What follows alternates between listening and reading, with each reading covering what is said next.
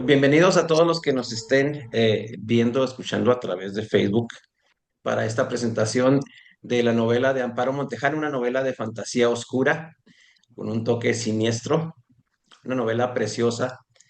Parece que se nos acaba de juntar Jorge, vamos a ver si llega en el inter de que se conecta correctamente. Déjenme darle un poquito de background acerca de nuestra autora.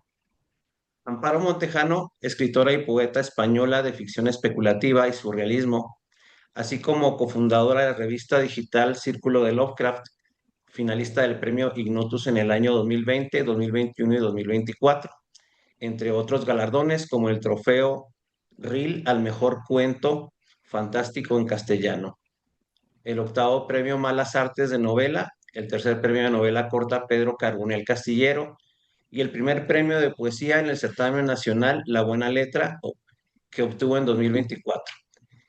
El premio Ignotus a Mejor Antología Nacional por su obra Tierra de Meigas, Cuentos de Miedo, Muerte y otros menesteres. Es autora de libros como Profanación, Hijos de Erebo, Todo el Diablo, Nada de Adornos y Tierra de Meigas. Asimismo, es colaboradora de medios literarios especializados como Senda y Winda Manot, e integrante del equipo directivo del evento cultural El Día del Tentáculo. Y nos acompañan de Librería Casa Drohan, Noelia y Axel Drohan. Hola. Buenas. Encantado de estar aquí. Sí, Bien, es pues un placer estar aquí y os damos las gracias tanto a la editorial Guargo como a Amparo Motejano por colaborar con nosotros y estar aquí en esta presentación de este libro tan pequeño y peculiar. bien, pues los dejo que continúen. Si quieren dar una introducción o sus comentarios acerca de la obra que les pareció, o dejamos que la autora nos comente un poquito, se presente. Adelante, vayan. Yo- Que Lo vayan que, ellos. si quieres empezamos nosotros y así te ayudamos un poco. Adelante, sí. Bueno, nosotros nuestra librería se basa en la selección y lectura de libros, así que nosotros os vamos a dar un poco nuestra perspectiva como lectores, porque al final somos una librería de lectores para lectores, y cuál ha sido nuestra sensación al leer por primera vez esta novela, que como ya decía es pequeña pero matona. Parece muy pequeña porque son nada más que 60 páginas, un poquito más, y tiene muchísimos temas que abordar, que bueno, trataremos de abordar algunos sin hacer mucho spoiler porque es pequeñita, así que esperamos bueno, pues que Amparo nos cuente muchas cosas sobre esta novela. Pues sí, a mí me gustaría empezar un poco por lo que es la sensación de leer a esta autora, Amparo Montejano, porque no hace mucho la conocimos con Profanación y fue un libro que ya de por sí yo soy una persona bastante sensible y me costó mucho leerlo. Tuve que parar en muchas ocasiones su lectura. Claro, cuando nos presentan la oportunidad de leer Dioses Pequeños antes de que saliera en la presentación, poder profundizar en este pequeño libro, como bien has dicho, pequeño pero matón, me ha vuelto a pasar exactamente lo mismo. Ha sido una lectura, sobre todo al principio, dura. Amparo tiene un don para profundizar en una infancia dolida, o por lo menos es lo que yo puedo llegar a leer entre líneas. Y será por experiencia personal, ya cada uno tiene su experiencia, para mí siempre me cuesta, ¿no? Yo soy un defensor hasta más, si puedo, de la infancia y me ha costado ciertos aspectos de este pequeño inicio. Tiene mucha profundidad. Me encanta que se salga a la luz ciertos temas, como ese amor condicional. Muchas veces no se suele decir, pero el amor tiene que ser incondicional, ¿no? Y aquí se refleja muy bien con el problema de Daniela, que en realidad cuando entramos en una especie como de crítica o algo. La muerte debe de ser incondicional y más a un niño, independientemente de sus características, ¿no? Le falte un brazo, una pierna, sea más grande, más pequeño, ¿qué más da? Es un ser vivo con un corazón, hay que amarlo siempre. Luego, pasando ya por esta pequeña etapa de dureza, por mi parte, ya entramos en chicha, ¿no? Ya entramos en algo que también tiene su parte dura, con sus explicaciones que podemos dar más adelante, que tenemos aquí unas pequeñas preguntillas. Y la verdad que es una lectura muy, no sé cómo decirlo. A mí siempre Amparo, a mí me enamora. O sea, es que no puedo decir más. Es que, de verdad, Amparo, tus letras, a mí, tu Entiendo. forma de escribir, Ujú. tu forma de narrar, tu forma de profundizar en el alma, tu forma de escarbar en ese cosa que muchas veces el ser humano no le da tanta importancia, vienes tú y profundizas hasta donde puedes y es lo más profundo en el que podemos llegar. Y cuando el lector llega a esto y lo lee, dice, wow, 60 páginas. No hay más, señoría. En 60 páginas eres capaz de tratar temas muy complejos, eh, muy duros, pero reconforta, ¿no? No sé qué tienes que reconforta. Llega un momento que gusta. Sí, la lectura a mí me gustó muchísimo y además, como decía Excel, me recordó mucho a Profanación porque volvemos al terror y volvemos a la infancia y para las personas más sensibles pues la infancia puede ser muy dolorosa y a mí realmente me ha gustado muchísimo porque es tan pequeño pero tiene tantas cosas y hay una palabra que me encantó, ¿no? Las palabras son más terribles que los golpes y es que no sabemos la importancia que tienen las palabras aunque sean en 60 páginas, las palabras es que nos transmiten mucho con poco. Y vamos a empezar ya, yo creo que con las preguntas para que Amparo nos cuente cómo ha escrito esta joyita de 60 páginas. Y la pregunta con la que iniciamos pues es una pregunta básica, pero muy importante, que es ¿cómo te surgió realmente Dioses Pequeños? Pues, pues no lo sé, sinceramente.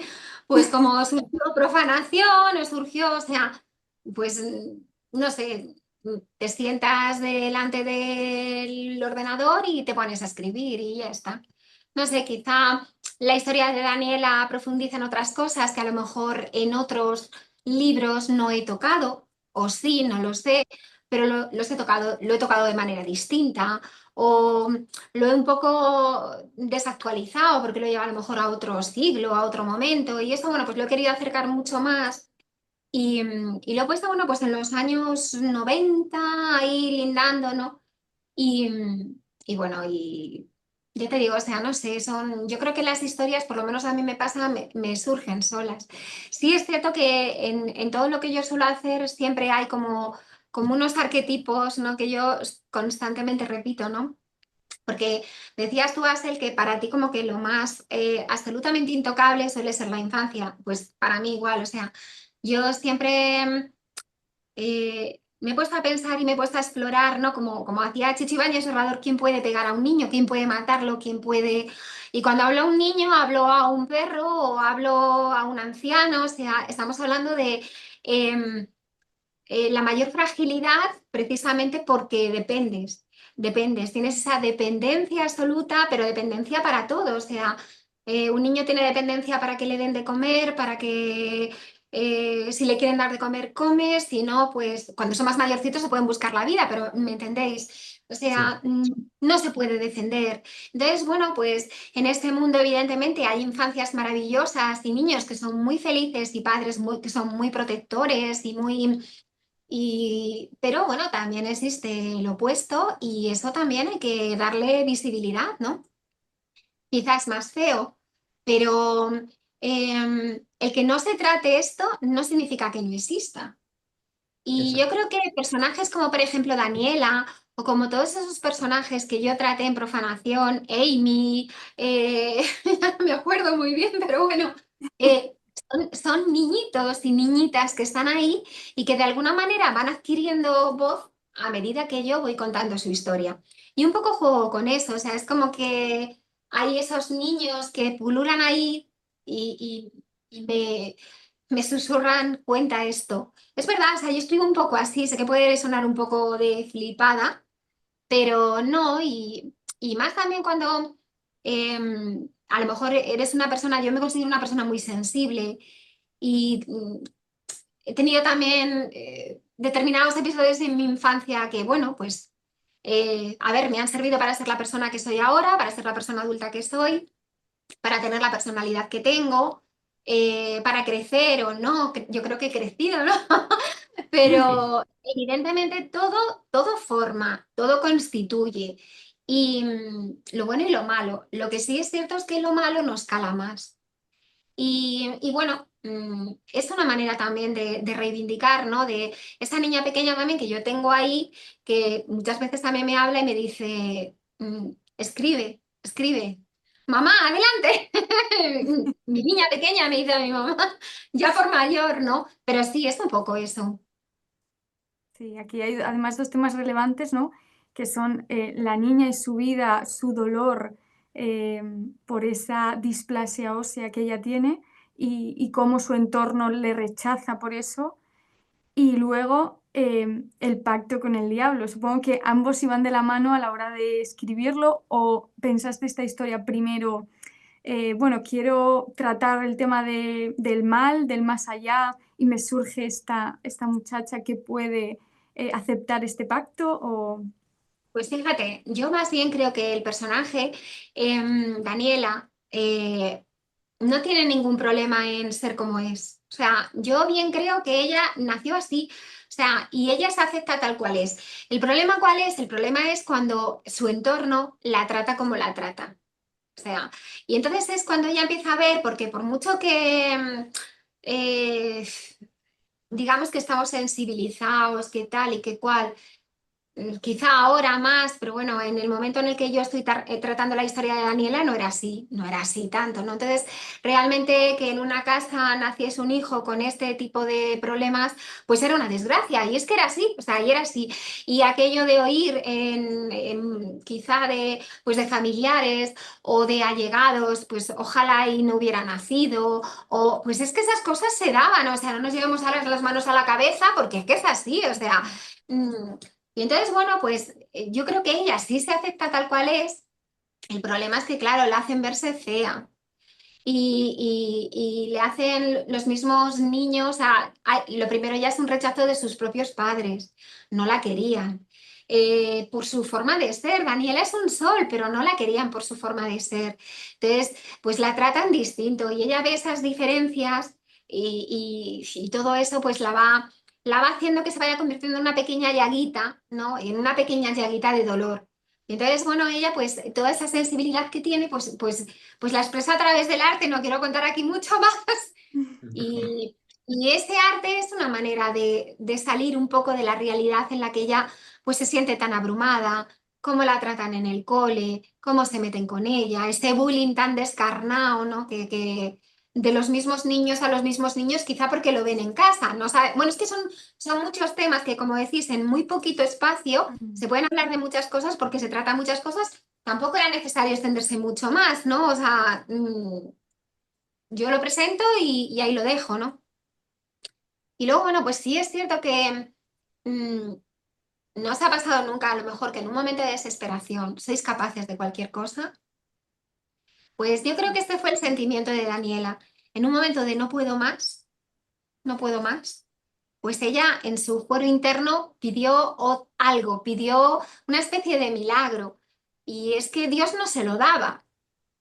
Yo creo que también se estaba creando en su foro interno, ¿no? Porque no quiero contar la escena, por si acaso, pero habla sobre el veneno que le corroe y que lo va desechando, ¿no? De algún modo.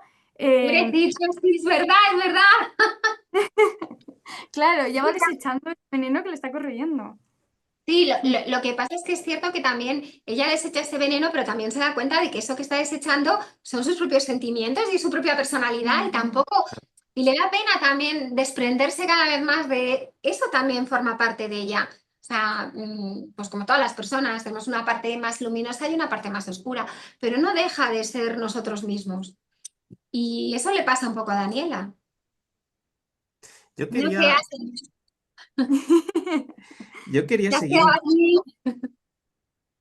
quería seguir un poquito por el tema de la infancia, ¿no? Los niños siempre cuando sufren un daño, lo primero que sienten es venganza, quieren venganza.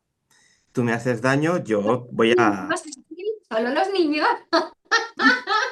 Bueno, los adultos nos intentamos Peor. controlar, ¿no? Digamos que nos intentamos... Intentamos, intentamos por ser políticamente correctos, pero vamos, que si pudiéramos en ese momento, pumba, pumba,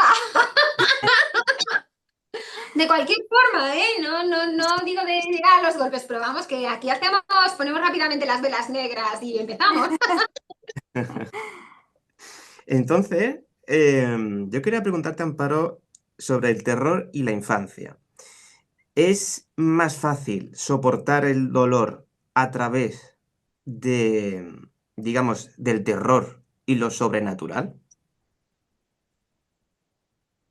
Yo creo que sí, sí. Para mí sí, porque es como que tú dices, bueno, estas son las cartas que me ha tocado, con las que me ha tocado lidiar, ¿no? Estas son las cartas que me han repartido, en este caso son unas cartas asquerosas, ¿no? Entonces, bueno, qué terrible es esta realidad, ¿no? En la que, ¿por qué tengo yo que ser así? ¿Por qué tengo que sentir así? ¿Por qué se me trata así si soy una niña más? ¿No? Y además soy buena, si yo soy sensible y además quiero ser buena y quiero tener amigos y quiero poder jugar y quiero que me traten como se tratan a los demás niños. Entonces, cuando tu realidad realmente te da la espalda, o sea, cuando tú te das cuenta de que todo se vuelve en tu contra, y entonces llega un momento pues que yo creo que esa versión más oscura de ti pues toma las riendas. Entonces, de alguna forma te refugias, necesitas encontrar un refugio. Y si ese refugio no lo encuentras ni en las personas que tienes al lado, ni en los amigos, ni en nada que te pueda amparar, pues es mucho más sencillo buscarlo en aquello que sabes que está, pero quizá no lo ves, pero no porque no exista, sino porque no tenemos la capacidad ni empírica, ni tampoco la capacidad mental para ahondar en eso, ¿no? Pero ¿por qué no va a existir otra realidad, ¿no? Entonces yo creo que indudablemente para mí, yo creo que mis niños se refugian en lo sobrenatural porque la realidad es muy mala con ellos. Entonces, de alguna manera, aunque quieren ser buenos, están abocados a comportarse así y a tomar las decisiones que toman. Aunque no quieren, porque ¿qué niño no quiere ser bueno? ¿Qué niño no quiere que le premien las cosas que hace bien? ¿Qué niño no quiere que lo besen, que lo abracen? Pero cuando esos abrazos y esos besos no existen, ¿qué hacen los niños? Tiramos de amigos imaginarios que juegan con nosotros, tiramos yo qué sé, de las mascotas, tiramos pues porque necesitamos esos amigos y esos abrazos y esos besos que no se nos dan o no se dan a nuestros niños imaginarios. Es verdad, es verdad. Sí, yo quería ahondar un poco más en el tema más sobrenatural y místico. No voy a desvelar mucho, pero bueno, es que en la portada sale una rana. O sea, está Gran claro. batalla. Sí. Entonces, las ranas y los sapos realmente aparecen no solo en los cuentos de hadas, que además Daniela lee muchísimos en esos libros burbuja, sino en todo el mundo místico y paranormal. ¿Por qué una rana y no otra cosa? Bueno, la rana yo creo que tiene también ese componente de transformación. Ujú. No sé si por eso es más utilizada en los cuentos, pero tiene esa capacidad de mutar, esa capacidad de transformarse. Y yo creo que creo que va un poco por ahí, ¿no? En definitiva, a mí me venía que ni al pelo, porque estamos hablando de libros o cuentos de hadas, en donde la princesa siempre besa a la rana se va a transformar, es una rana fea, un sapo asqueroso, y luego se va a transformar en un príncipe muy bello, muy hermoso y muy tal. O sea, me venía muy bien esa capacidad de transformación. Em, aparte es que daros cuenta de que Daniela en todo momento busca transformarse. Ella quiere transformarse. Entonces, a mí me venía muy...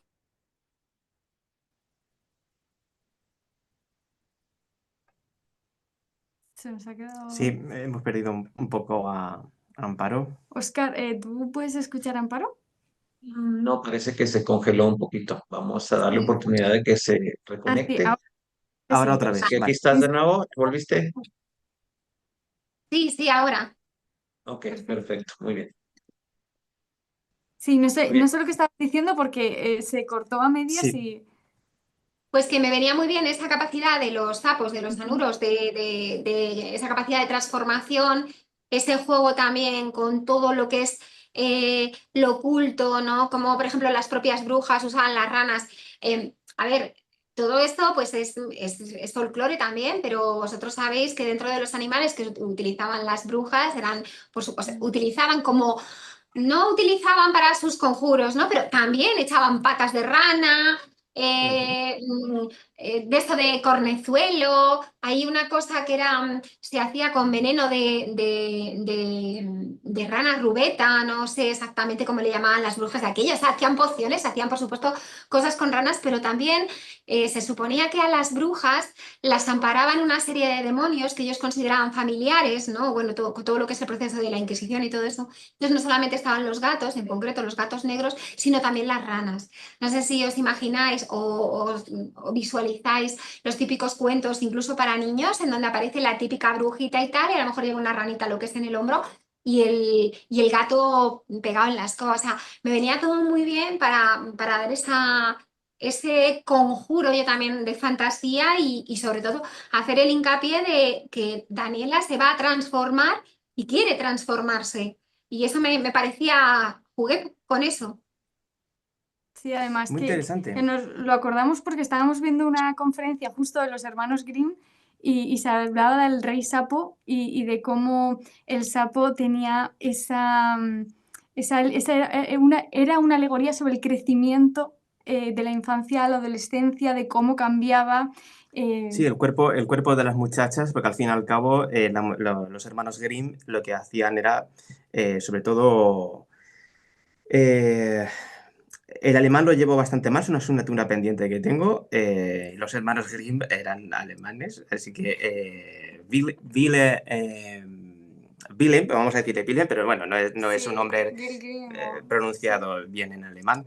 Era el encargado, digamos, de sí darle esa magia al sapo, en este caso, en ese cuento, de sí esa transformación, pero iba más enfocado como en un ámbito sexual. Eran chicas púberes que sí que pasaban digamos, a ser independientes, ¿no? A través de esa rana Que se convertía de sapo a príncipe, Exacto, digamos, ¿no? por esa relación Fijaros sexual. que con todas esas connotaciones sexuales, esas capacidades de transformación, pues tienes ahí también el patito feo. O sea, el cuento del patito feo es volver otra vez a hacer el hincapié de esa transformación, ese cambio, ¿no? Yo creo que yo siempre caigo en mi componente de que he sido formada en cuentos clásicos y además me encanta, o sea, no lo voy a ocultar y me gusta jugar con eso y impregnarme en eso. La película de El laberinto del fauno de Guillermo del Toro, Ujú. antes de encontrarse con el fauno, no recuerdo ahora mismo cómo se llama, Ofelia, me parece que se llama la protagonista, antes de encontrarse con el fauno, en una de las pruebas que le dice el fauno, para poder salvar a su madre y a su hermano pequeño, es meterse también en una especie de oquedad, en la oquedad de un árbol y no sé, no recuerdo exactamente, pero tenía que quitarle algo, me parece que una llave, a una especie de gran sapo gigante, una especie, algo como muy mucilaginoso, muy asqueroso, muy tal, pero bueno, es que vuelvo otra vez a hacer el hincapié, ¿no? De la redención a través de lo desagradable, ¿no? Bueno, pues un poco. Además, nosotros desde aquí invitamos a la gente también a leer el libro en voz alta, porque no sé si, Amparo, lo harás cuando corriges tus textos o incluso cuando escribes, pero es que tú misma lo has dicho, tienes esa tradición de cuento y además de cuento oral popular que invita a leerlo en voz alta y compartirlo con los que tienes alrededor, ¿no? Y además es que a mí me gusta, o sea, yo realmente las cosas las hago con esa finalidad. O sea, Mm. yo lo hago con la finalidad de que las cosas se puedan leer en voz alta. O sea, y por eso adoro tanto lo que es la narrativa del cuento. O sea, son cosas breves, no tienen mucha extensión, porque en un cuento tampoco te puedes extender mucho, porque la gente se te duerme alrededor, ¿no? Entonces tienes que ir pum, pum, pum, dar las cuatro cosas y jugar con todas estas de todas esas figuras retóricas de a lo mejor, yo que sé, la prosopopeya, las aliteraciones, o sea, vas jugando con todo eso, bueno, pues para que la gente no se vaya, vas repitiendo, vas ahí como los antiguos juglares, ¿no? Contando una historia, pero como si la estuvieras contando para mucha gente, ¿no? Y, y yo creo que también es la magia de las letras, ¿no? O sea, esto puede ser contado, puede ser leído en voz alta, ¿no? Y también Sí, se total. transmite así, ¿no? Mm. Claro, totalmente. Hay una cosa que nos sorprendió, creo que prácticamente nada más empezar el libro, porque no los turnamos. Primero creo que fui yo, después se lo pasé a ella, o fue al revés, no me No me acuerdo, acuerdo no lo sé. tampoco, pero Pero bueno, fue una cosa así. Nos llamó la atención el nombre, Daniela, porque en hebreo es Dios me juzga. Entonces, cuando empiezas a leerlo y llegamos un poco a lo que pues, bueno, las relecturas de, bueno, qué saco de aquí, qué saco de allí, esto que me llama la atención, que no me llama la atención. Em, digamos, no voy a leer gran parte, en absoluto, no quiero desvelar ni nada, pero sí hay una frase que sí que me gustaría leer, que es, Dios será mi juez, siempre repetida, Dios será mi juez. Entonces, nos llamó mucho la atención el nombre, Daniela, porque al final, y digo, ¿por qué Daniela y no otro nombre que tuviera más o menos? No Mira, lo aquí sé. está todo pensado. Aunque parece que las cosas se hacen porque sí, o sea, todo tiene que tener un porqué. O sea, tú no puedes poner ahí una cosa, ¿no? Como decía Chejov, no puedes poner ahí una cosa y no utilizarla. Entonces, todo tiene que tener un porqué y no marear al lector. O sea, y luego ya, pues, empiezas a hacer, pues, como os ha pasado a vosotros, empiezas a hacer asociaciones. Y también es lo bonito y lo mágico de este libro, ¿no? Que claro, suena mal que yo lo diga, porque a fin de cuentas lo he escrito yo y yo pues soy su madre y me voy a deshacer en halagos hacia mi pequeñajo, ¿no? Pero también es bonito, pues como los cuentos, o sea, si es que es como un cuento un poquito más largo, ¿no? Pero, pero todo tiene que tener un porqué, ¿no? Si no, pues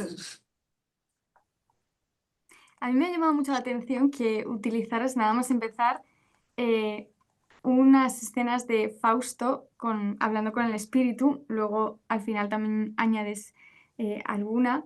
Em, ¿Por qué Fausto para esta historia? Obviamente hay algo que es el más allá y el pacto, ¿no? Que es lo típico que se conoce de Fausto.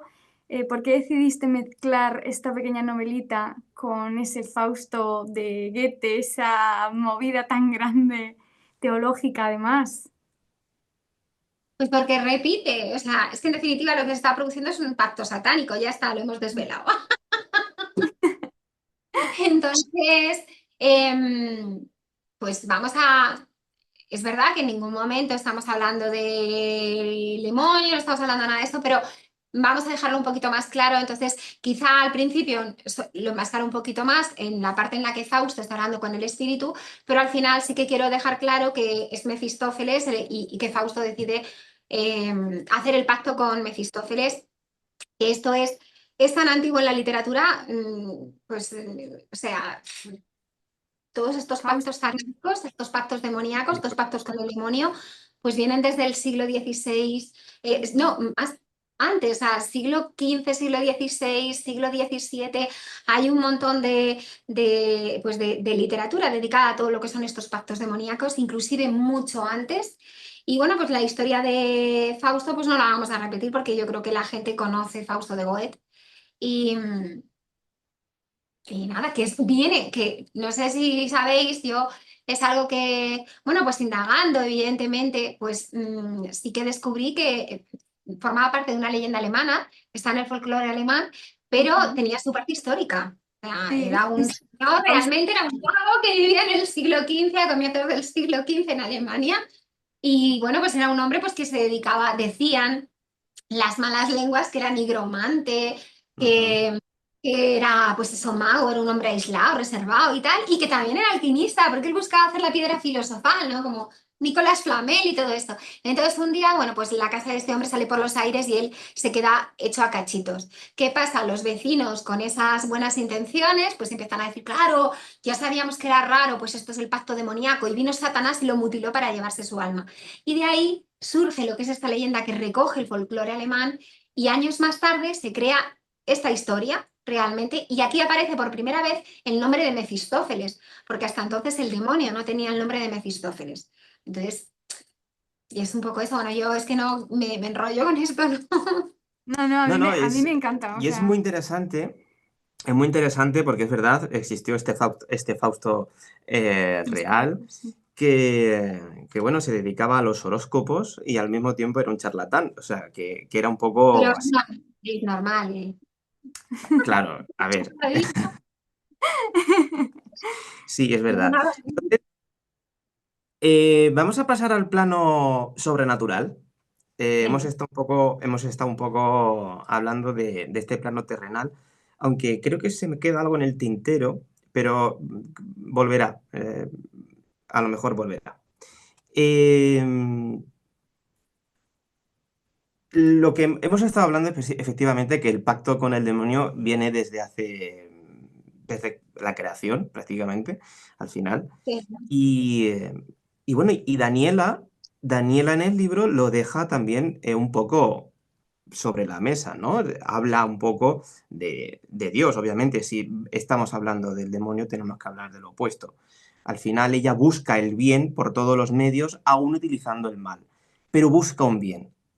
Em, ¿Cómo se puede hacer esa lucha? ¿Cómo se puede utilizar el mal para hacer el bien, etcétera? O sea, esta parte teológica es cómo lo desarrollas, es muy divertida, pero que también deja entrever otras cosas que vamos a hablar un poquito más adelante eh, sobre lo que puede dar pie a una enfermedad mental, por ejemplo. Tú has sido el dicho de a situaciones desesperadas, medidas desesperadas.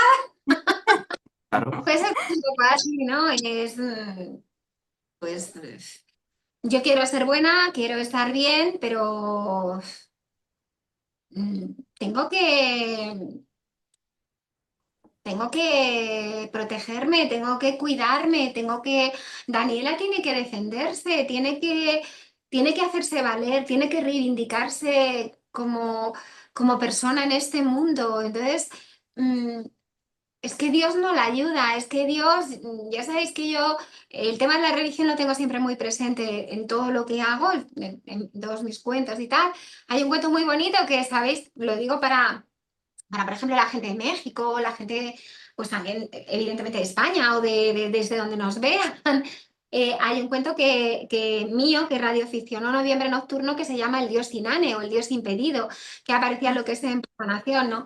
Y es que muchas veces, y yo creo que lo que le sucede a Daniela es lo que nos pasa muchas veces a nosotros, ¿no? Que tenemos siempre esa pregunta de ¿por qué si soy buena persona? ¿Por qué si tal? ¿Por qué nos pasan cosas buenas a las personas? O sea, nos pasan cosas malas, perdón, a las personas buenas, que somos las personas que tratamos de hacer el bien, que tratamos a la gente como nos gustaría que nos tratasen, qué tal. Y resulta de que es que te das cuenta de que es que no. Entonces, mm, ella es que, o sea, lo tiene claro sin saber, o sea, ella sabe que es algo raro, que es una especie de Dios, pero nunca le pone el nombre de estoy haciendo un pacto demoníaco. Realmente ella tampoco lo sabe, o sea, es que es una niña, es que estamos hablando de que es que es que es una niña muy pequeñita, entonces que alberga muchísimo dolor dentro y que realmente solamente quiere tener un amigo, solamente quiere sentirse especial en este mundo. Y la única cosa o la única persona o la única entidad que le hace sentirse especial, pues es este Dios pequeño. y ella, pues va por él y ya está, ¿no? Y luego ya más adelante se da cuenta de que evidentemente, pues todo tiene consecuencias, todos nuestros actos tienen consecuencias y lo que pensamos, nuestras palabras, ¿no? Tienen esa envergadura tan grande, ¿no? Que ahora se está descubriendo mucho con todo lo de que es lo de el poder de la mente subconsciente y tal. Y yo creo que, fíjate, yo leyéndome el libro de la mente subconsciente, ¿no? Y repasando esos pequeños, yo decía, jo, a ver, salvaguardando las distancias, pero es que en definitiva estás recayendo en lo mismo, ¿no? Cuidado con lo que dices, cuidado con lo que anhelas, cuidado porque al final va a venir a ti. Lo que pasa es que tienes que formularlo muy bien, porque esto es un poco también, yo quería también coger, ¿no? El relato de la pata de mono de Jacot y darle ese girillo, ¿no? Ese giro de tuerca, traerlo aquí a la actualidad y bueno, y hacerlo con el alma indefensa de una niña y esta no... No sé si te he contestado, porque como yo voy por... También hay que defender a los Daniela montes, porque hay que defender a Daniela, como tú decías, porque en comparación con Fausto, Fausto sabía y era consciente de lo que estaba haciendo. Claro. Ella Fausto no, era un claro. señor mayor, además era un tío muy, muy sabio, entiéndeme, era un hombre muy ilustrado, muy leído, muy tal, muy cual. Entonces él sabía perfectamente que estaba haciendo un pacto con el demonio, o sea, él era consciente y ya está. Pero Daniela no. Efectivamente. Déjenme interrumpirlos un momentito. Tenemos Sí. aquí algunas preguntas y bueno, Adriana Carrión nos dice, qué gusto escucharlos, me interesa leer este libro de Amparo. Y sí, antes se explicaba una condición física mediante todo menos la compasión y el respeto, de acuerdísimo. Y tenemos aquí unas preguntas de Jorge, que no nos pudo acompañar hoy, pero está aquí en espíritu. Dice, en el dossier de la obra se manejó el concepto de cuidado con lo que deseas, que podría ser el lema que encierra la historia de vida de Daniela. Y basándonos en esta premisa, a los lectores que deseamos una obra literaria maciza y profunda, creo que también es riesgoso engancharse con un personaje tan complejo, pero a la vez que tiene un poco de todos nosotros.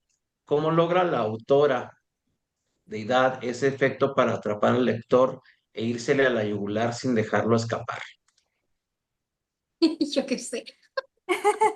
No sé, no lo sé, no lo sé, no sé. Quizá me pongo en la piel de esa niña y por eso, bueno, ella, ella lo cuenta y además quiero que el lector se meta tanto que también hago un juego con él. Ya casi al final del libro descubro el papel que tiene ahí el lector, ¿no? Y, y no sé, o sea, yo creo que voy a lo que pienso que más puede enganchar porque, bueno, pues porque todos hemos sido niños y todos por unas circunstancias o por otras ha habido momentos en los que nos hemos sentido más solos o menos o más tristes, a lo mejor o por cuestiones baladí, ¿no? O triviales o que hoy en día nos parecen triviales, pero antes a lo mejor que se nos rompiera el muñeco, que era como que nos rompía el mundo, ¿no? Entonces, bueno, quizá meterte un poco en esa psicología infantil, ¿no? Y porque todo adulto que entra en estas obras tiene un niño dentro y tiene muchas cosas, muchas asignaturas pendientes con esos niños, ¿no? Y en definitiva es lo que yo he dicho. Mm, de estas pajas esos polvos o de estos polvos esas pajas o de cómo se diga, ¿no? Tal cual hemos sido los niños que hemos sido, siempre se nos han quedado sueños por cumplir, los sueños de esos niños por cumplir, esos anhelos, esos miedos infantiles, ¿no? En definitiva, pues eso, todos tenemos ese niño dentro y yo creo que pues me meto me vuelvo otra vez a meter en la psicología infantil y llego a la psicología adulta a través de la psicología infantil. Toco esa teclilla y ya está. Tengo otra pregunta aquí de Jorge. Dice, yo edité la novela y al hacerlo descubrí una especie de artilugio parecido al de José Saramago, donde el texto es un solo párrafo y aquí hay toda una hilación de ideas que bien podría parecer un proceso introspectivo inconstante de Daniela. ¿Cómo planeaste y luego llevaste a las páginas, Amparo, semejante efecto literario? Pues es que no hay truco. Es que yo voy escribiendo así. O sea, no, es que mira, es tan caótico mi proceso de escritura que es que no puedo deciros, pues hago esto y pienso en eso. No, mi proceso de escritura es caótico. Es cierto que luego las cosas las hilo muy bien. Y muchas veces tengo la sensación de que las hilo de una manera casi circunstancial. O sea, todo luego al final se me queda hilado, pero no me digas cómo lo hago, porque yo no lo sé tampoco. Porque es que no, no sé, quizá a lo mejor pues esa cultura de cuentos infantiles pues me hace, yo qué sé, recabar a lo mejor en una idea y ir y utilizarla, ¿no? La voy hilando, la voy hilando, la voy hilando, no la dejo, para que el lector no se me pierda y para incidir justo en aquello que quiero que salga. Pero yo nunca pienso, nunca me siento a escribir sabiendo lo que voy a escribir, jamás. O sea, yo no puedo decir, tenía este cuento en mente, necesitaba escribirlo, no. O sea, me siento a escribir y los personajes van apareciendo, la historia va creándose y yo muchas veces me siento, aunque parezca una estupidez, pero yo muchas veces me siento tan noqueada como el propio lector, ¿no? Yo hay veces que leo lo que escribo y me agarro a llorar y digo, ¡ay, señor! Y mi marido mismo me dice, pero ¿cómo escribes estas cosas si estás llorando?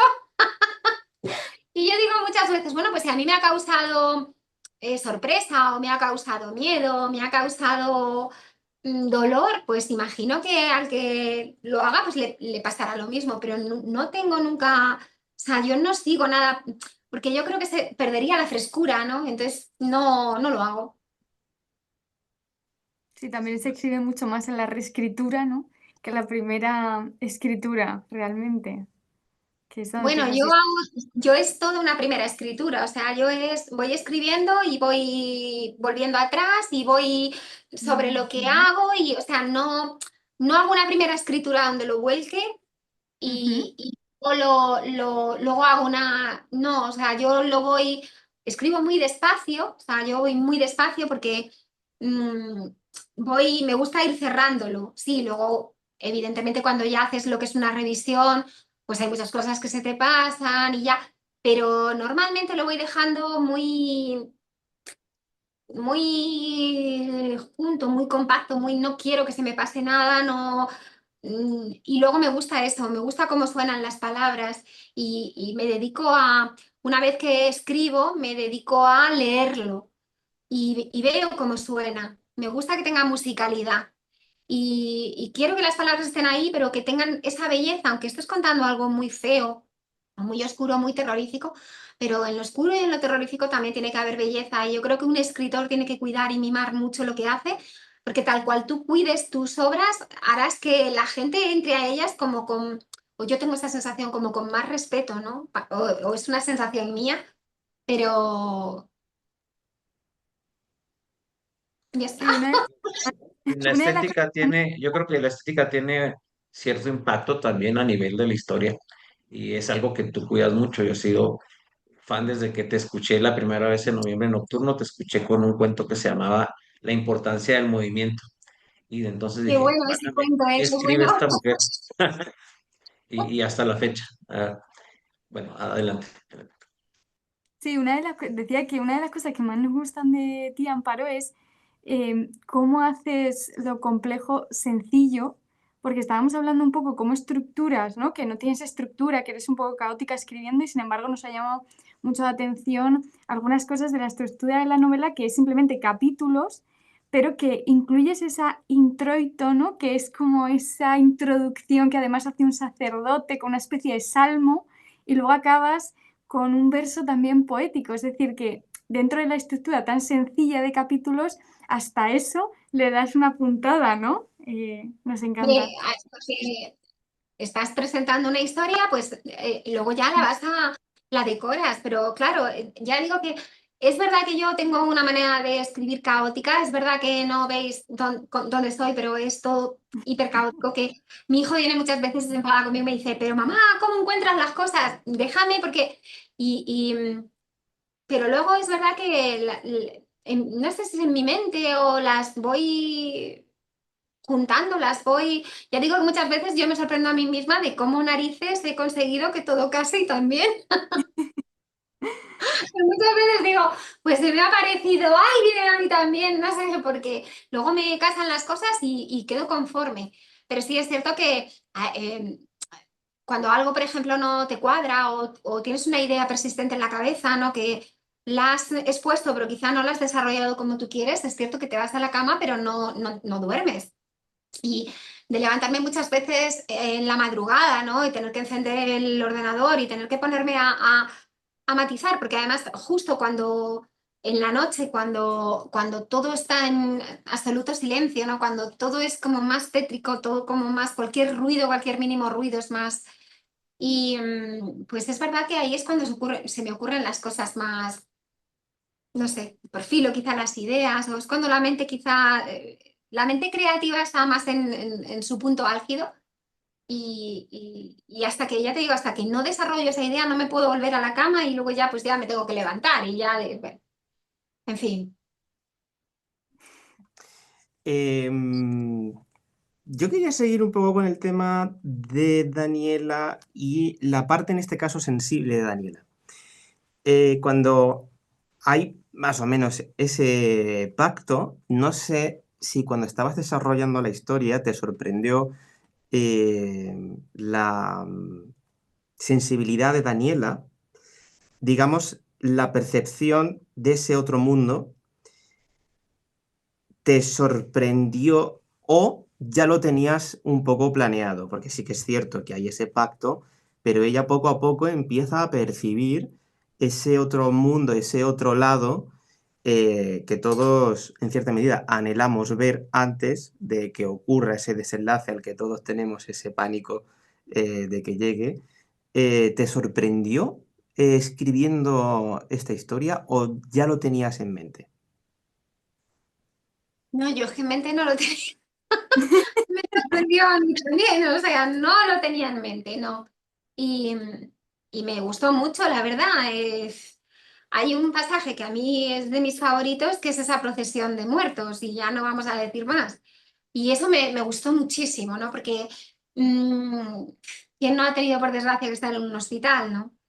Y las cosas que se te pasan cuando estás pasando las noches en vela en un hospital y lo piensas, ¿no? Es un lugar de muerte y todas, a fin de cuentas, pues son vivencias que vas atesorando, ¿no? En tu corazón y que a través de estos personajes, pues vuelcas un poco, pues esos miedos tuyos más íntimos, ¿no? De,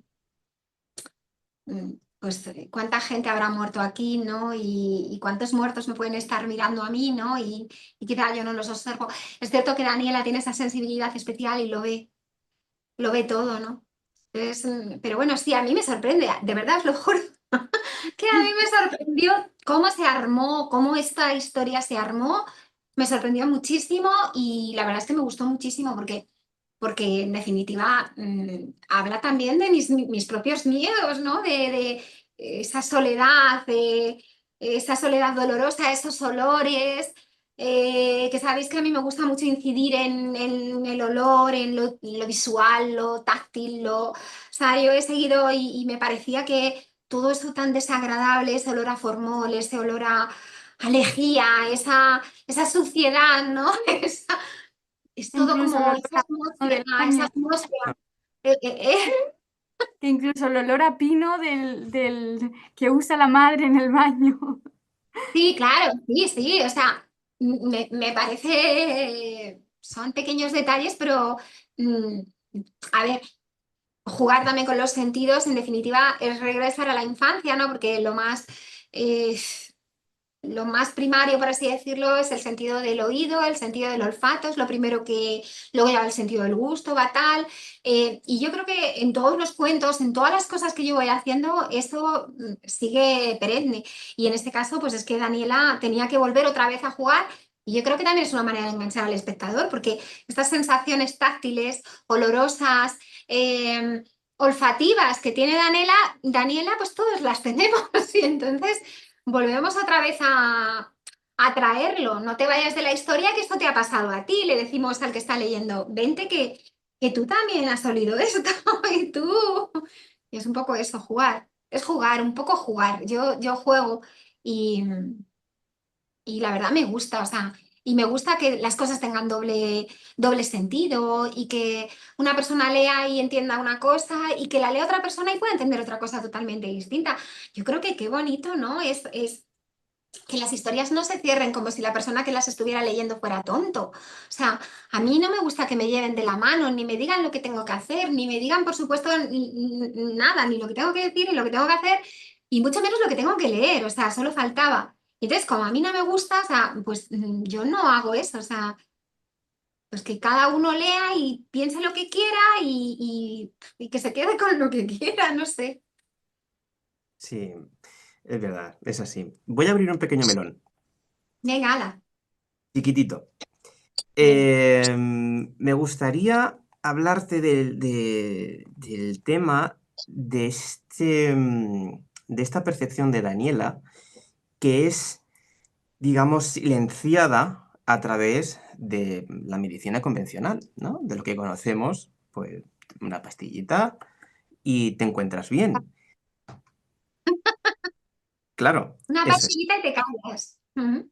Eso es. Entonces, ya sacando, voy a sacar unos datos en el que existe un manual de diagnóstico, el DSM-5, en el que está todas las enfermedades recogidas y que gracias a eso los médicos pueden diagnosticar una enfermedad. Pero es curioso que la percepción, digamos, esa percepción extra que tienen algunas personas no está recogida en este maravilloso libro, que es muy gordo, sino que está enmascarada con una enfermedad. Claro, si leemos el libro, ya vemos que Daniela nos empieza a dar atisbos de esta cosita. Entonces el melón es un poco, digamos, la sensibilidad extra que puede tener una persona con la enfermedad mental que es diagnosticada por un experto, digamos, un experto, que no ve más allá de lo que hay en una prueba, en una analítica, por ejemplo, o en una resonancia. A ver, yo soy de las que pienso que, bueno, yo no soy médico, evidentemente, ni nada, pero yo soy de las que pienso, ¿no? Que hay que escuchar al paciente muchas veces. Y, y a ver, es que vuelvo a lo mismo, o sea, si no estás entre este parámetro y este otro parámetro, uf, madre mía, si... Entonces, bueno, no sé qué deciros ahí porque yo qué sé, cuántas veces mi abuela decía que las personas o los únicos que dicen la verdad en este mundo son los niños, los borrachos y los locos. Decía la mujer, ¿no? Y bueno, pues no sé qué deciros. O sea, es que ahí no sé qué deciros. Bueno, lo Es tomamos que también como una todo- reflexión Dime, para dime. no, lo tomamos también como una reflexión para que la gente lo piense, porque queríamos hacer una última también reflexión final personal antes de que nos leas un poco un pasaje de la novela. Es una pregunta un poco personal y difícil, así que si quieres la contestas, si no, no, y la dejamos a la gente para que lo piense. Que es, el libro tiene un final, pero nosotros nos preguntábamos, ¿dónde acabará Daniela? ¿Tendrá el mismo final que Fausto o no lo tendrá? Es algo que se deja en nuestra reflexión, ¿no? Pero Pues imaginaros lo que le puede pasar a Daniela. O sea, Daniela juega y sin ella querer, claro, o sea, se mete en esto pues por casi que por casualidad la pobre y bueno, pues el que va con malas compañías, pues al final es es lo que le pasa. Daros cuenta de que en definitiva este espíritu o este Dios pequeño o este demonio o lo que sea que juega con ella ya ha encontrado otra persona que además va en contra de ella también, o sea, quiero decir en contra de la propia Daniela, ¿no? Entonces, ¿qué es lo que más desea esta otra persona en el mundo? Y entonces tampoco creía que era necesario ser muy explícita. O sea, A partir de aquí ya, imaginaros. Lo que sí quería es, los finales abiertos me parecen muy interesantes porque es una cuestión de... es algo que es imperecedero, ¿no? Es decir, esto es desde que el mundo es mundo, desde que el hombre está en la tierra, ha jugado con estas cosas, desde que, o sea, y entonces esto no acaba con ella, o sea, esto va a seguir y tampoco va a acabar con este otro personaje, va a seguir y va a seguir y va a seguir y se va a prolongar por los siglos de los siglos y nunca va a tener final, ¿no? Porque está en el alma humana buscar otras cosas. Entonces, como el alma humana, en definitiva, ansía otras cosas para bien o para mal, pero ansía otras cosas y es inconformista, pues entonces es una rueda que siempre va a girar y esto es imperecedero. Por eso me parecía que no tenía sentido que yo finalizara la novela de otra manera para que, bueno, para que el espectador se diera cuenta que la novela estaba inconclusa porque iba a seguir, iba a seguir, iba a seguir y iba a seguir. Y también qué es lo que el espectador quiere. Y es una especie de reflexión de cuidado que a ti te va a pasar lo mismo, que esto salta, va de uno a uno. Y bueno, pues esto salta, es como un virus. ¿Ves? Me ha gustado. Esto salta, es tipo virus, va y todos tenemos anhelos, todos tenemos deseos incumplidos y todos tenemos a veces, pues eso, muchas insatisfacciones y muchos enemigos, o nosotros creemos que tenemos enemigos y en definitiva, bueno, pues estos demonios van a jugar con eso.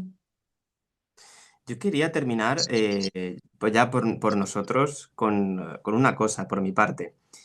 Muchísimas gracias, Amparo, por conseguir algo que grandes como Tolkien, Lewis defendían, y era que los cuentos fueran creíbles.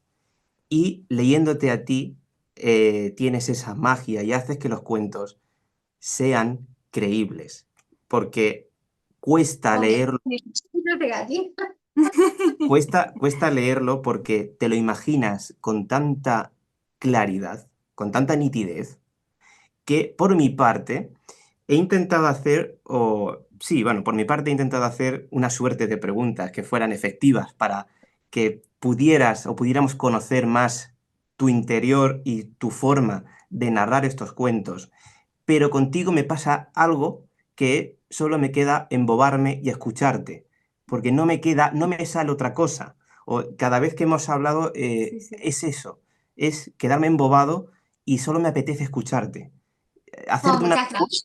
hacerte una pregunta es, no sé, no quiero interrumpirte, quiero que me sigas contando y que sigas escribiendo por lo que consigues, ¿no? Como he dicho, los grandes escritores Tolkien, Lewis, es lo que defendían que los cuentos fueran creíbles. Y tú lo consigues. Muchas gracias, jo, de verdad, ya vamos, ya esta noche he cenado, ya. Muchas ¿Me gracias, de verdad. permites leer otro par de preguntas aquí de tu editor? Venga, Ah, le gustan las preguntas difíciles. no, que Dice, no sé. dice, en secreto muchos apoyamos al de abajo, al oprimido, al que tiene pocas posibilidades de vencer. Hay un plan previo de cautivar al lector para después destrozarlo emocionalmente con desenlaces salvajes y poco previsibles. Pues sí, De eso se sí, trata. claro, claro, por eso es esta literatura, es una literatura que nos gusta quizá por lo desagradable que es, ¿no? Y porque trata temas que quizá pues no nos gustan, pero sabemos que están ahí, que forman parte de la vida, pues por desgracia. Estamos cercados de enfermedad, estamos cercados de dolor, estamos cercados de muerte, ¿no? Y está feo, y es feo y no queremos, y muchas veces nos acercamos a la literatura con esa finalidad evasiva, no, yo no quiero leer esto porque me puede resultar duro, porque tal.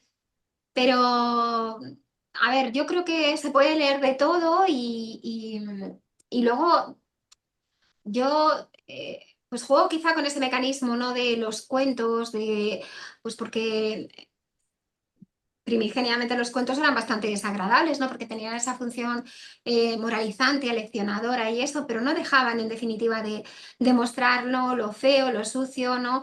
La vanidad humana, y es que eso está ahí y hay que mostrarlo y ya está, o sea, no... Y en definitiva estamos hablando de un tipo de literatura que lo que busca es eso, ¿no? Lo que busca es que el lector en definitiva reflexione y que el lector pues se mire de alguna manera lo que es al espejo y vea lo que es en definitiva lo que es el alma humana, ¿no? Lo que esconde lo bueno, pero también lo malo. Sacudirlo totalmente. Viene aquí otra pregunta de Jorge, creo que es la última. Parcialmente creo que ya la contestaste, pero la voy a leer. El entorno juega un papel determinante no solo en el desarrollo de la historia, sino en el sentir del personaje principal. Me refiero a que va moldeando su psicología. ¿Hay un proceso de investigación profundo previo a la escritura o te dejas llevar por lo que te va dictando el teclado? Yo soy un alma libre, un espíritu libre, yo me lo iba a escribir. No, no, de verdad. Yo, mira, tengo un amigo mío que se llama Diego y además es un escritor increíble porque es un escritor brújula, sabe todo, no, perdón, mapa, ya me lío.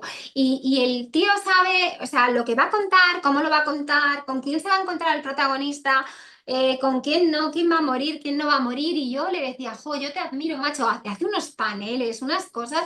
Yo es que no, o sea, yo es sentarme y me dejo llevar un poco y muchas veces la propia magia de los personajes me atrapa a mí misma, ¿no? Y muchas veces me da pena lo que les pasa, ¿no? Pero, a ver, es que ya digo, la vida es así y tiene sus claros, pero también tiene sus oscuros, ¿no? Y porque un personaje nos guste mucho, no tiene por qué no sufrir. Y si queremos, evidentemente, que el lector simpatice con ese personaje, ¿no? Porque de alguna manera hacerlo creíble, como ha comentado antes Axel, pues evidentemente hay que ponerlo que tenga que ir al baño, hay que ponerlo que tenga hambre, hay que ponerlo que... O sea, esos personajes maravillosos que nunca les pasa nada, que no se despeinan, pues no, señores, esto es la cruda realidad y pasan cosas buenas, pero también pasan cosas malas, vamos a contarlas, ¿no? Entonces, pero yo no tengo, no sigo un mapa establecido de voy por aquí, y tampoco sigue ninguna brújula, o sea, es que tampoco, o sea, es que lo mío es todo un proceso muy errático, muy caótico, que luego ya digo, muchas veces yo sí que tengo la sensación de que muchas veces mi escritura es arma sola, porque a mí misma me sorprende cómo luego queda, y es casi como algo mágico, porque digo, oh, mira, pues me quedó bien.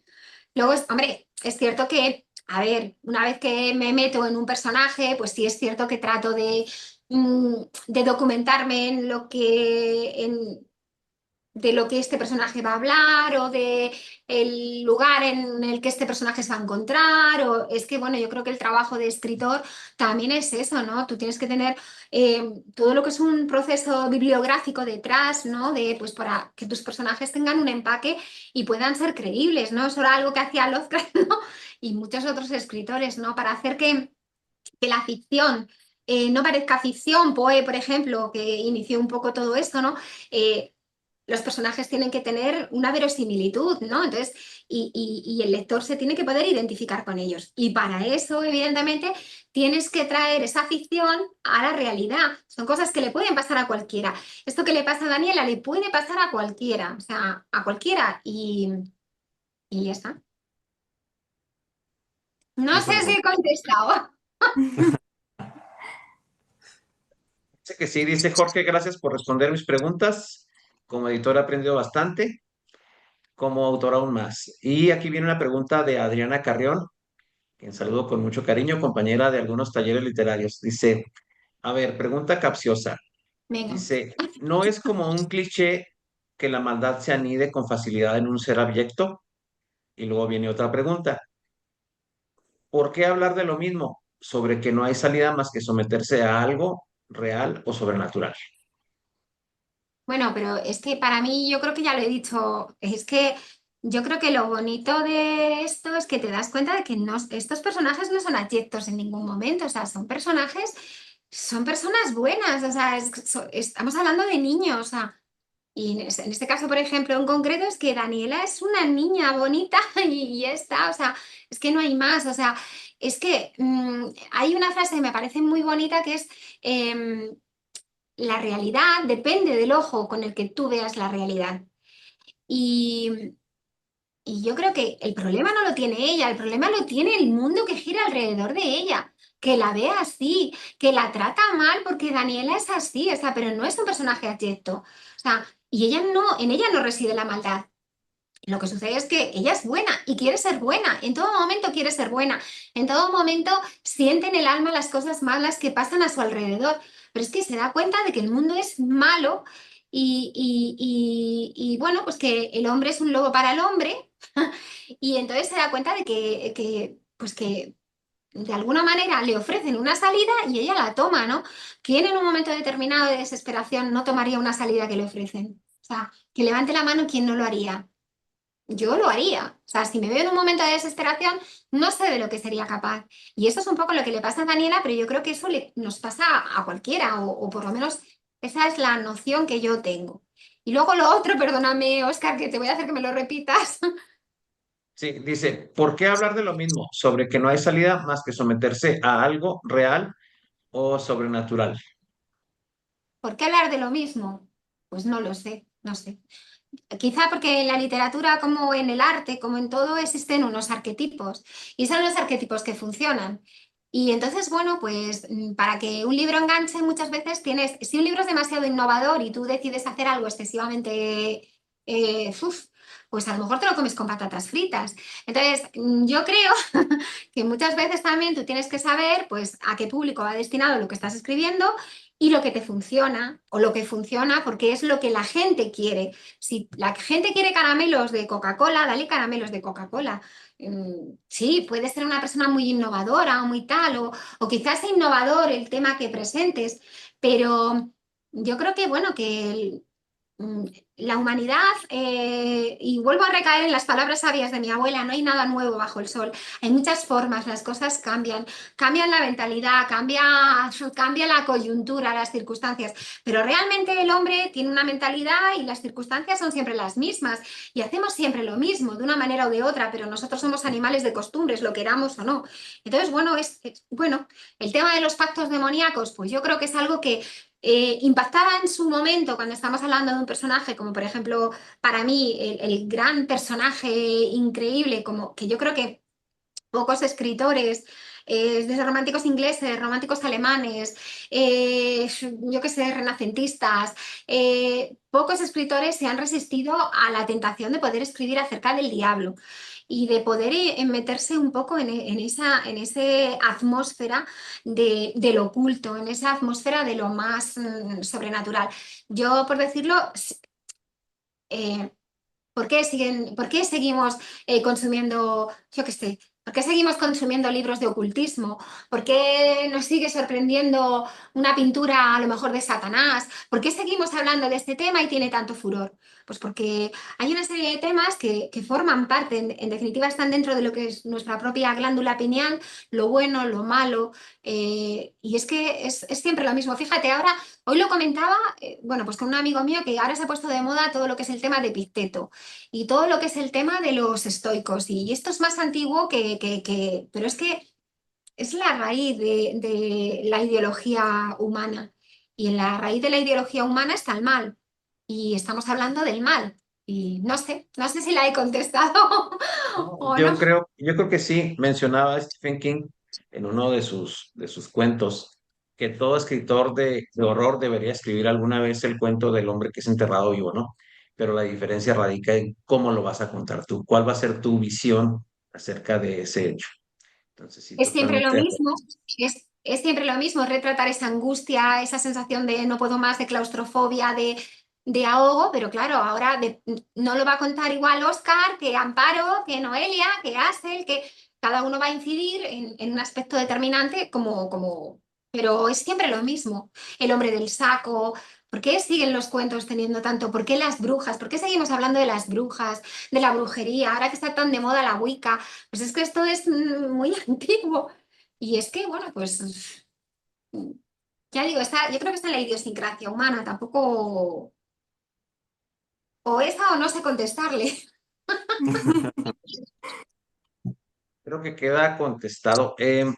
No sé si Axel, Noelia tiene alguna otra pregunta o si pasamos a la lectura de un Nada, pasaje de la dar novela. las gracias y nos ha encantado poder escuchar a Amparo, leer su maravillosa novela y estamos deseándole escuchar ese pasaje que nos va a leer ahora. Bueno, a mí esta es la parte que más me gusta de todo. La idea de los cuentacuentos me parece. Yo trabajé durante un tiempo en un cole y era la que me encargaba de leerles los cuentos a los niños. Yo hacía los cuentos y los leía. Y, y bueno, y se me ha quedado, no sé, esta de seguir contando y los cuentos a mis propios hijos. O sea que, bueno, pues un poquito. Dice Daniela, mi mundo es gris, no tiene colores. Bueno, a veces sí que los tiene, pero son colores que se pierden en la distancia. Son, para que os hagáis una idea, igual que los colores que tiñen los muebles viejos, desconchados y tristes, de luz dramática. Así es mi mundo. Un estremecimiento de colores y formas que se iluminan de vez en cuando, normalmente, cuando me cambian la medicación, pero que siempre regresan al miserable gris de su orden natural, que es mi orden natural, mi manual de vida. En mi mundo gris no hay serenidad. Yo la busco cada día, hasta durmiendo la busco, pero la serenidad forma parte de vosotros, las personas normales. Los que son como yo nunca la encontramos ni la encontraremos porque desconocemos el mundo, el vuestro, y nuestro lugar en él. Sé ordenada, dice Luis, sé limpia, sé como mi madre. Yo lo intento, pero el mundo de su madre es de aceptación. La madre de Luis acepta el mundo y su complejidad. Ella es ordenada porque usa las cosas reales que pueblan el mundo para acomodarlas en un lugar más bonito. Es limpia porque usa los colores y las luces de las cosas para, muchas veces por semana, restregar su superficie hasta hacerla brillar. Ella es parte del mundo, bucea en él y lo cambia, contempla su realidad. Yo, en cambio, vivo en el mío. Y en el mío restregar las cosas con un estropajo o abrillantarlas con un paño de microfibra no las hace más bonitas, no les da luz, tampoco color, porque mi mundo está hecho de ruinas, de escombros de ideas que se pintan con la mirada rota, la que no suma, ni multiplica, ni transforma, solo resta y mutila. Mi mirada se posa y golpea los muros del tiempo, del que es, siempre del que es. Mi memoria no es gran cosa, para derribarlos y penetrar en el mundo del más allá. Ese que está hecho con las ideas feas, con las malas, con las sombras de las que, en su momento, fueron ideas brillantes. Si vosotros, personas normales, entráis en mi mundo, Dios no lo quiera, os pasearéis por la senda sangrante de cristales rotos que une la enfermedad con la locura, el instinto más animal con la naturalidad más dramática. Bueno, pues no sé si ha quedado, si se me ha oído o... Se te ha oído perfectamente. Sí. Sí. Muchísimas gracias, Amparo, a Nada, Axel y vosotros. Noelia, por habernos acompañado en la presentación. A nombre de Guarbo Editorial, estamos mucho más que contentos de tenerte con nosotros, Amparo, con este libro. Y creo que por ahí tenemos un comercial de un evento que se viene por allá en Madrid. No sé si quieran darnos más detalles. Pues bueno, tenemos el 4 de octubre en Madrid, en el Matadero, la zona de Legazpi. Tenemos lo que es el Día del Tentáculo. Bueno, pues es un evento durante todo el día, es una exaltación en definitiva de todo lo que es la literatura fantástica y todo lo que lleva en definitiva lo que es aparejado.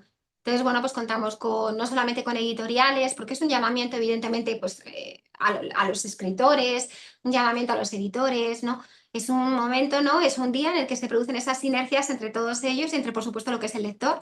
Entonces, contamos con un buen número de editoriales que se dedican al fantástico aquí en España.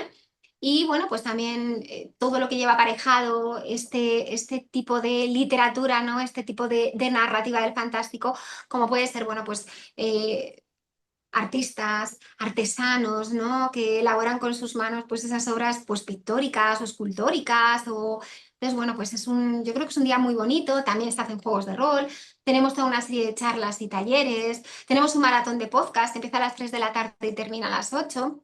Y bueno, pues para todos los que se animen a asistir, ya digo, 4 de octubre, sábado, en Madrid, desde las 11 de la mañana hasta las 8 de la tarde ininterrumpidamente, pues vamos a hacer unas sesiones maravillosas de literatura, bueno, pues exaltar, ya digo, lo que es lo fantástico pues que está unido a nosotros, ¿no? Igual que los cuentos. Y por ahí va a estar también presente librería Casa Drohan y van a tener Por los supuesto. ejemplares de Dioses Pequeños. Para Y el que estarán se lo ahí, quiera estarán llevar ahí. firmado, pues ese va a ser el momento. Genial. O sea, yo estaré feliz, ¿no? Lo siguiente, de poder firmar todos los ejemplares a quien se acerque y vamos, vamos, y les dibujo lo que quieran. Perfecto, pues muchas gracias. No sé si quieran agregar algo más. A quien desee adquirir el ejemplar en España, lo puede hacer a través de Librería Casa Drohan, que es libreriacasadrohan.com o en sus redes sociales en Facebook, en Instagram. En México, Estados Unidos y Canadá, pues lo hacen a través de nosotros, Wargo Editorial, ya sea en el sitio oficial, wargoeditorial.com o a través también de nuestras redes sociales.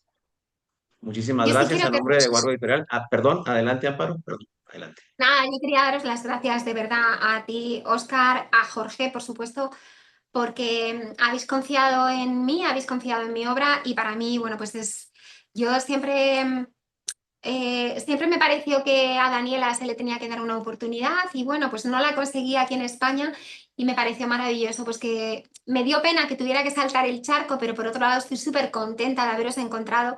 Si Daniela no hubiera hecho eso o esta rana no hubiera llevado a Daniela más allá, pues no os había encontrado y creo que sois personas maravillosas y editores maravillosos. Y por supuesto también quiero dar las gracias a Celia, a Noelia, porque ellos han empezado conmigo, empezaron conmigo desde el principio. Creo que todo, prácticamente todo lo mío, todo lo que les ha caído, pues lo han leído con muchísimo cariño, lo han tratado con muchísimo respeto y sé que me tienen un cariño especial y yo a ellos y bueno, pues daros las gracias de verdad a todos, en serio. Gracias por hacerme sentir tan bien, tan bonita y tan arropada, a mí y a mi niña Daniela. Sí, nosotros también queremos daros las gracias a Óscar, a Jorge, a Amparo, a todos a Jorge y a Óscar por confiar en nosotros y poder traer dioses pequeños a España, que es una colaboración difícil, ¿no? Por ese gran charco que hay entre medias, pero nos ha encantado. Imposible. Vamos a hacer que no sea imposible. Exacto. Nada. Y nos hace mucha ilusión, además, poder hacerlo con Amparo, que ya lo sabe, que la queremos muchísimo, que para nosotros es no solo una gran escritora, sino una gran persona. Y nada, simplemente daros las gracias por este espacio. Hemos hecho lo que hemos podido. Esperamos que os haya gustado, bueno, pues nuestras preguntas y nuestro aporte en esta presentación. Escuchad, Y hemos tenido hasta incursión. Hemos tenido hasta incursión. Y nada, os animamos a todos a comprar dioses pequeños, ya sea en México, en Estados Unidos, en Canadá, en España, en Europa, y os podéis hacer con esta pequeña historia que esconde muchas historias y muchas reflexiones. Y que merece la pena ser leída. Muchas veces incluso. Muchas gracias, de verdad, gracias. Gracias. Muchísimas gracias. Gracias y hasta luego.